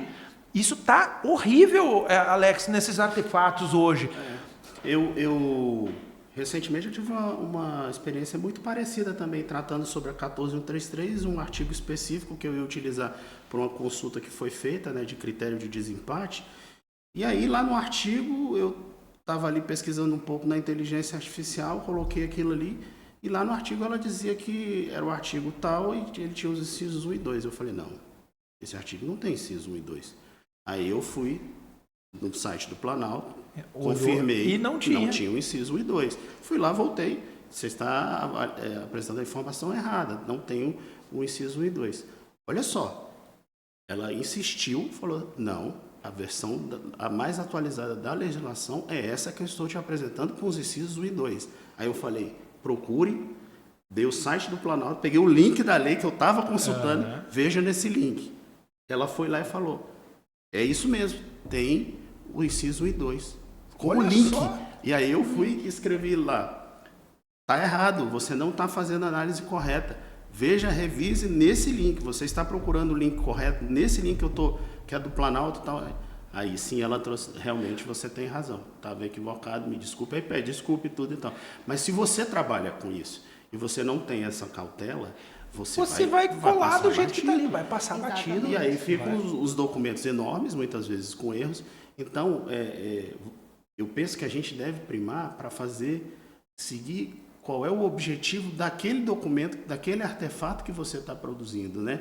E aí, quando o assessor jurídico faz essa análise, muito acertadamente que você falou, é isso, é conhecer o objeto daquele artefato para você ter condições de opinar adequadamente naquilo ali, o que você recomenda e o que você sugere. Exato. Né? Sem obviamente, escapar da sua função de consultoria jurídica, mas também sem deixar passar coisas absurdas como essas que a gente está conversando aqui. Com certeza. Né?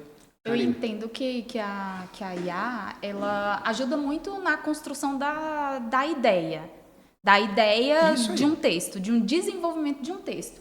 Agora, para você fazer uma fundamentação jurídica, eu acredito que você deve primar ali por onde está a legislação, para realmente acrescentar no que a IA te trouxe e desenvolver a sua ideia a partir daí. Eu costumo fazer assim, eu começo a desenvolver, né? Faço uma pesquisa na IA, vejo o que ele me apresenta, para aí sim juntar as ideias e aí fundamentar juridicamente de acordo com o que está a legislação. Porque se você só pega o que a IA te traz, ela te traz palavras erradas, ela te traz um acórdão errado, um artigo errado. E assim, eu fiz esse teste esses dias, fazendo uma montagem sobre um estudo de credenciamento. Todos os acórdãos estavam errados, os artigos citados não pertenciam ao decreto do credenciamento. Então, assim, ou você tem certeza do que você realmente está buscando para passar a transferir para um texto que você, ou como advogado, ou como um professor, vai transferir para outras pessoas, você tem que ter esse cuidado para não passar o erro para outros, né?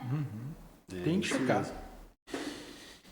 Nós estamos aí já chegando à parte final do nosso podcast, Felipe. Mais uma vez agradecer a sua presença e todos esses conhecimentos que você está trazendo para a gente. Isso aí é inestimável, né? Todo esse bate-papo aqui sobre licitações, sobre sua trajetória, todos esses insights que você está deixando para os advogados, para quem atua com licitações e contratos, né? E aí eu queria que você falasse um pouco para a gente a respeito você até já falou um pouco sobre a responsabilização do parecerista, que da possibilidade dessa responsabilização, mas ficou uma pergunta aqui que é a seguinte: o gestor, quando ele se baseia integralmente no parecer jurídico, ele também está sujeito à responsabilização? Porque quando você falou para a gente que o gestor geralmente ele busca, e a gente está falando aqui, né, gente, um pouco do gestor, desses problemas, a gente está falando de uma parte da situação. É claro que existe um universo de gestores que fazem um trabalho excelente, a gente está pincelando aqui só casos sensíveis, problemáticos, né? Nada contra os gestores, a administração pública, imagina, não é essa a intenção aqui. Mas a gente vê, em alguns casos, o gestor que realmente ele coloca ali, manda uma consulta para a assessoria jurídica, para a procuradoria, no intuito de pegar uma validação daquilo ali que ele está fazendo e, para qualquer coisa, ele falar lá no futuro assim, se ele for responsabilizado, não fui eu. Isso aí. O parecerista lá que mandou e eu fiz como ele mandou. Inclusive, é essa a expressão. Ele colocou no parecer, mandou fazer assim, eu fiz. Então, como é que fica essa situação do gestor que se ampara integralmente no parecer jurídico? Certo.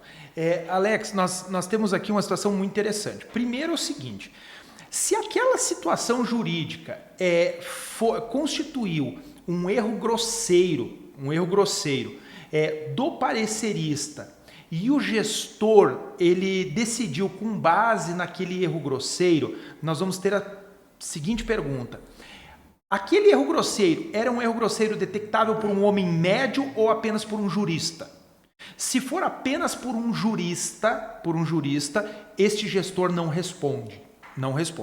Se aquele erro ele era detectável por um homem médio, ele era um erro que uma pessoa sem o conhecimento jurídico detectaria, ele responde junto, mesmo que ele tenha tomado a decisão com base no parecer jurídico. Isso tem sido muito enfrentado pelo Tribunal de Contas da União, e o Tribunal de Contas da União tem adotado esse caminho, em uma forquilha, como nós falamos no Sul. Ele faz essa pergunta: peraí, o parecerista diz que podia, Ok. Agora, o gestor, ele tinha que ser um jurista para entender que não poderia, ou ele, como homem médio, ele sabia que aquilo não poderia e ele decidiu com base naquilo. Isso aqui um homem médio sabe que não poderia fazer. Então, ambos responderão juntos. Essa é uma corresponsabilidade entre ambos. O gestor só se escapa ileso se ele adotou integralmente um parecer, se realmente era uma questão jurídica que ele não tinha condições de detectar. Aí sim, ele realmente não responde, o parecerista responderá se aquilo for configurado um erro grosseiro. Nós estamos com um problema muito sério nesse erro grosseiro. Só para ir para essa parte final. O conceito de erro grosseiro, ele é um conceito fático jurídico. E as pessoas não entendem isso. As pessoas querem transformar o erro grosseiro em um conceito jurídico. Você não pode dizer que determinada conduta é erro grosseiro sem analisar o caso concreto. Por isso ele é um conceito fático jurídico. Eu vou dar apenas um exemplo aqui. Durante a pandemia, nós tivemos uma medida provisória que afastava a responsabilização de agentes públicos que agissem, os médicos, os profissionais que agissem baseados em protocolos, em convenções lá. Foi ajuizada uma ação no Supremo sobre aquela medida provisória, ela foi suspensa. O relator era o ministro Barroso.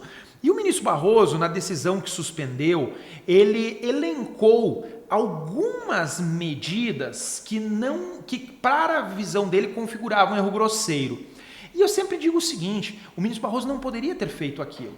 Por quê? Porque se eu cometo uma medida que não está ali na lista do Barroso, eu digo, isso aqui não está na lista do Barroso, então não é erro grosseiro. Isso aqui está na lista do Barroso, então é erro grosseiro de cara. Não pode.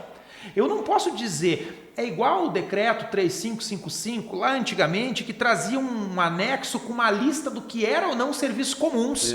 Trazia uma lista. Não posso, eu tenho que o caso concreto dizer se vai ser ou não. Então, algo para mim, com o meu conhecimento jurídico, pode ser um erro grosseiro. Algo para um aluno meu que formou ontem pode não ser erro grosseiro para ele. Algo aqui na capital pode ser um erro grosseiro. Algo lá no interior do Amazonas, onde eu não tenho um acesso, pode não ser erro grosseiro. Então, ele é sempre um conceito fático jurídico. E o que tem sido feito hoje? Tem se conceituado o que é erro grosseiro. O TCU tem a cada dia restringido e muitas situações que não são grosseiras, o TCU tem dito que é erro grosseiro. Ele não poderia fazer isso. Isso é na minha opinião jurídica. Ele não poderia. E ele está catalogando. Fez isso, erro grosseiro. Calma aí, eu tenho que analisar o caso concreto para verificar se naquele caso concreto aquilo realmente foi erro grosseiro. Tome muito cuidado. O erro grosseiro é para ser aquele erro inexcusável, aquele erro crasso, aquilo que realmente não tem desculpa, aquilo que, poxa, você deveria saber determinada matéria e você opinou totalmente contrário a tudo que traz, ou ainda, às vezes, eu vou dar aqui um exemplo, tem acórdãos já do Tribunal de Contas da União dizendo o seguinte: desconsiderar jurisprudência do Tribunal de Contas é erro grosseiro. Acórdão deles dizendo isso. Meus amigos, eu não concordo com determinadas decisões do Tribunal de Contas. Então, como que você vai fugir disso? Você não pode fingir que ela não existe. Você vai dizer o seguinte: embora o Tribunal de Contas no acórdão tal tenha esse entendimento, eu não adoto esse entendimento e entendo que é assim e fundamento com base nisso. Isso não pode ser erro grosseiro. Isso é uma divergência interpretativa que eu conheço. Nesses casos em que o Tribunal de Contas diz que desconhecer ou desconsiderar a jurisprudência do Tribunal de Contas é erro grosseiro, o parecerista sequer mencionou a existência. Aí o tribunal pressupõe que você não conhecia o que você deveria conhecer. Então, quando você tiver algo nesse sentido, eu sempre digo, manifeste que você conhece, manifeste que você discorda e por que você discorda e defenda fundamentadamente a sua posição sobre aquilo. Isso jamais pode ser considerado erro grosseiro. Nunca. Porque você está defendendo fundamentadamente. Agora, o desconhecimento é o que tem caído muito em cima. Hoje, você não ter visto, você ter desconhecido, você não ter enfrentado aquela matéria. Em frente, sempre em frente ela. E não sei se já essa seria a última pergunta, Alex? Na verdade é a última pergunta.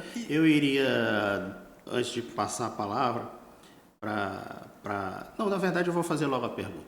Eu ia pedir que você fizesse, Felipe, uma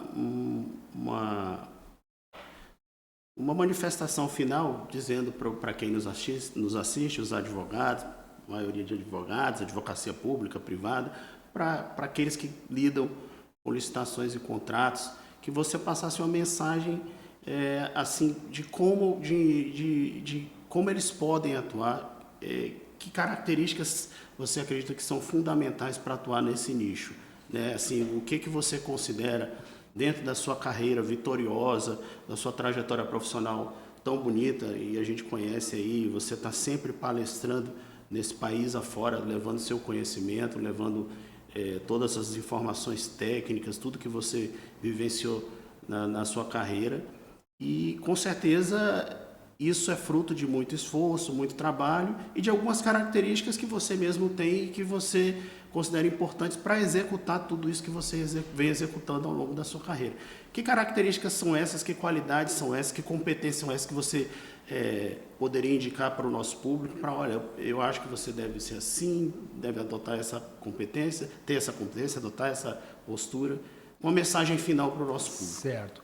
Bom, primeiro eu volto na questão da notória especialização. Construa sua notória especialização. Participe de tudo que for da área em que você trabalha. Participe dos eventos, participe dos cursos, onde você puder estar, esteja lá. Isso é fundamental. Eu dou exemplo aqui a Comissão de Licitações e Contratos da OAB. Primeiro, que a OABDF é privilegiada por ter uma comissão. Segundo, tem vários eventos que a comissão promove, tem iniciativas que a comissão promove. Você tem que estar aqui. Eu digo assim, você tem que estar aqui. Tem eventos de licitações, você tem que estar lá. Você tem que construir a sua pasta preta, que eu digo aquela de capinha preta, com o saquinho com os seus certificados, com a sua notória, a sua trajetória. Isso é fundamental. Segunda dica. O maior segredo é você saber conciliar humildade com visibilidade. Por quê? Você precisa ser humilde. Todos nós temos que ser humilde. Nós temos que ser humilde.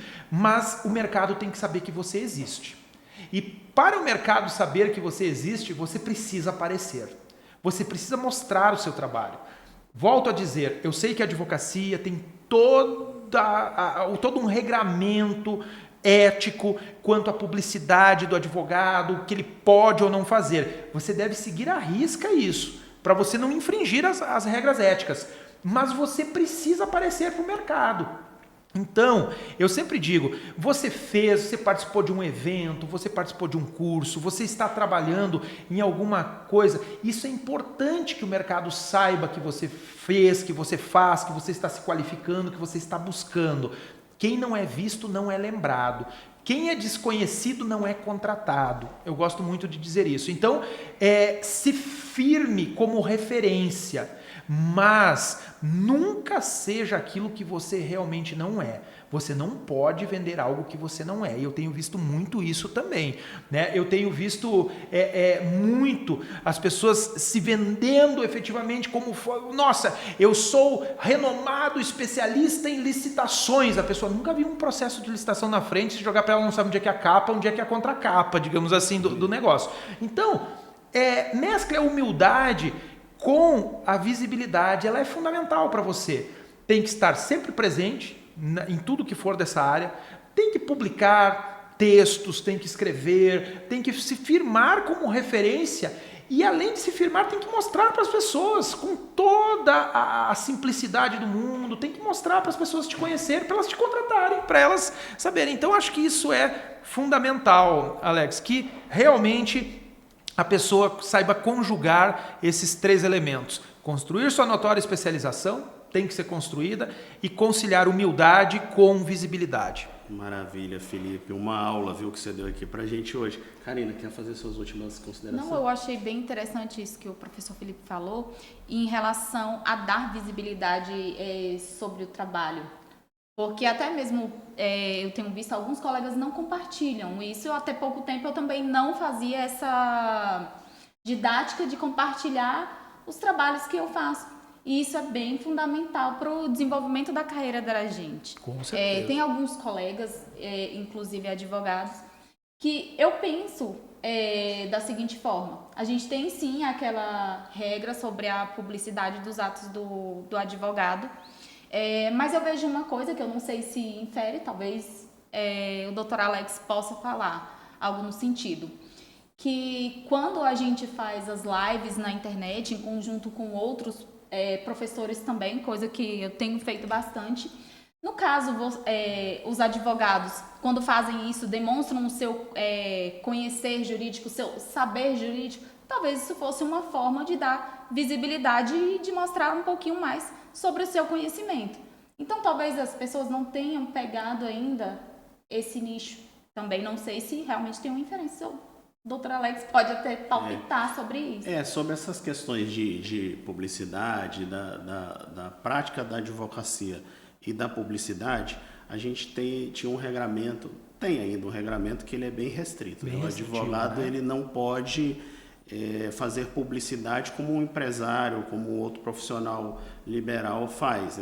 Tem uma restrição, sim. Mas a gente tem também um importante grupo, uma comissão, se eu não me engano, que está estabelecida no Conselho Federal do OAB, que ela está fazendo uma análise mais aprofundada nessa questão da publicidade e da advocacia, né? Eu sei que existe essa comissão, que ela está avançando principalmente diante das ferramentas tecnológicas, né? Redes sociais e tudo. Então, há um avanço nesse sentido de que a publicidade ela tem restrições, mas ela também não pode ser uma coisa completamente engessada, porque também limita demais o exercício da advocacia, né? Então, essa comissão está trabalhando, vem produzindo conteúdo, acho que muito em breve a gente deve ter alterações aí, regramentos alternativos, né, resoluções, coisas do gênero. Eu não sei concretamente como está o trabalho dessa comissão, mas depois eu posso até verificar mais sobre isso. Eu sei que tem um grupo constituído no Conselho Federal para tratar dessas questões de publicidade da advocacia. E, claro, a gente tem algumas premissas básicas, né? O advogado ele não pode sair oferecendo o seu trabalho, fazendo proposta de prestação de serviços, captando cliente de forma ativa. Olha, vem cá que eu vou advogar para você. Você está se separando? Você está com problema de ordem trabalhista? Né? A gente tinha uma delegacia regional do trabalho aqui que ficava lá, aqui na W3, perto da OABDF, que ficava lá sempre, eu lembro disso, há um tempo, ficava um cidadão lá, toda pessoa que ia lá apresentar algum documento na Delegacia Regional do Trabalho, o cidadão já ia aí, tá com problema? Tem um advogado bem ali. Ele pegava o trabalhador e já levava para o escritório. Isso aí. Essa é captação vedada, né? Captação vedada, né? Então, se tem algumas coisas que são muito básicas que a gente vai aprendendo.